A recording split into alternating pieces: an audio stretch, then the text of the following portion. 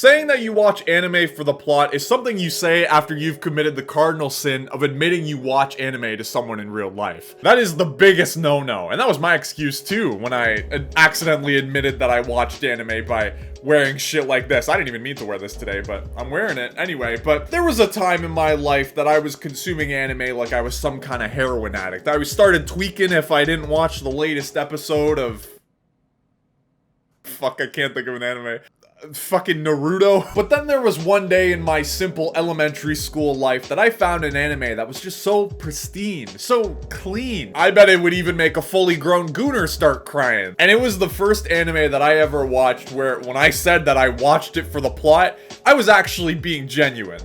And that anime is Black Lagoon. And Black Lagoon is exactly what we're talking about today, fellas. So I had the absolute pleasure of watching Black Lagoon again a few weeks ago, actually, and it still holds up. Which, if you don't know what Black Lagoon is, it's basically a show from the early 2000s about a crime group, or I guess pirates you can call them. But like, we're talking modern pirates here. We're not looking at like swashbucklers. We're looking more at like big titty girls with rocket launchers, as anime does. But yeah, it's actually one of those shows that you can watch in the English dub without dying a cringe on the inside, which is nice. I mean, I'm fine with reading subs and whatnot, but having the dub and actually having it high quality just takes it to a whole other level. I was really happy to see that most of the show still holds up, even though it's like, what, almost 20 years later?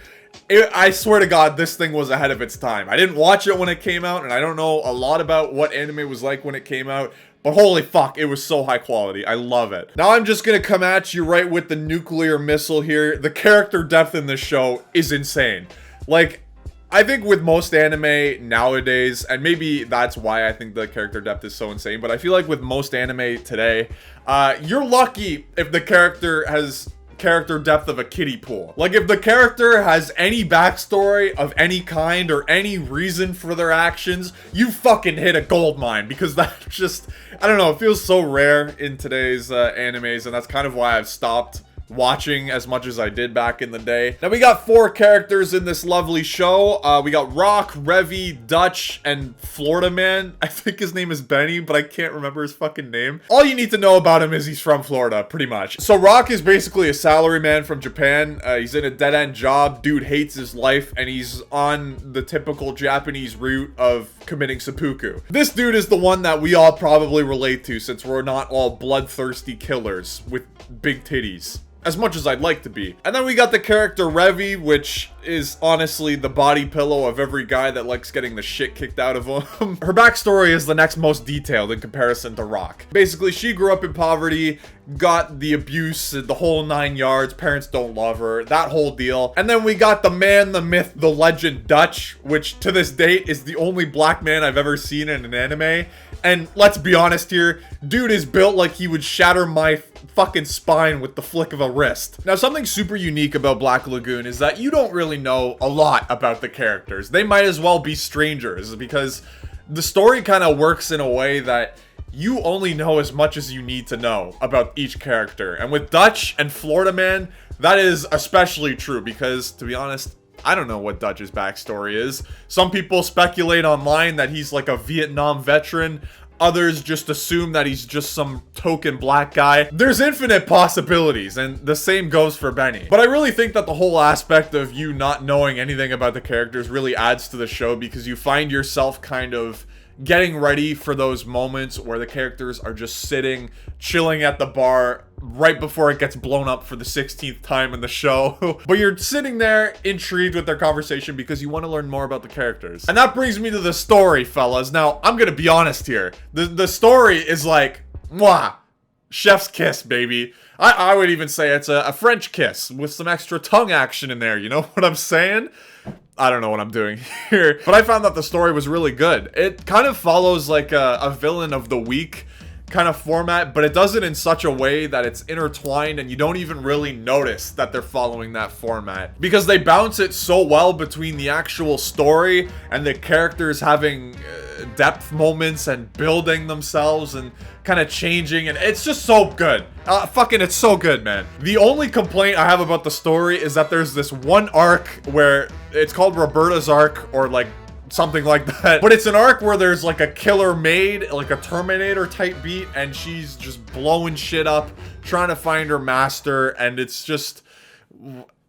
It sounds so weird from an outside perspective, but I just found that arc wasn't as well done as all of the others in the show. I really do think it could have been done better because I found myself not really giving a shit about the kid who starts the whole arc. You know, they keep talking about his backstory and flashbacks and everything. I just didn't care. I didn't think it was that well done. In comparison, of course, to all the other arcs of the show. Now, before I let your sweet asses go back to what you were doing, I want to talk about some good things I liked about this show that are just some little points. I kind of mentioned it already. The show has aged so goddamn well. It's not often that you could see a piece of media that holds up after 20 years, and to see one in anime is pretty goddamn cool in my opinion. Now, going on to my favorite, or one of my favorite parts of this show. The music. Now, I'm gonna be completely honest with you fellas, it's not every single track in the show that's absolutely fucking flames. There is one track in particular that just blew my mind. It blows my titties up every time I think about it. And that theme is the ending track, the credits scene. I really do love that track, and someone actually uploaded like a 20-minute loop of it on YouTube, and I find myself listening to that shit pretty frequently, actually. It's just so good, and it's like, well, how do I explain it? It's a good vibe piece, you know? Another notable thing I want to mention is the English dub, and I think this is one of the few times where I actually recommend that you watch the dub over the sub, because how do I even explain it? There's one goofy Irish character that just is so over the top, and then there's another character that's from Taiwan, or sorry, Chinese Taipei. Sorry, China. But yeah, the accents are just so over the top, and it's so fucking funny. It's almost like Ghost Stories, if you've ever seen that, where it's a little racist, but it's pretty fucking funny. Anyway, hope you guys enjoyed. Thanks for watching. I'll see you guys later.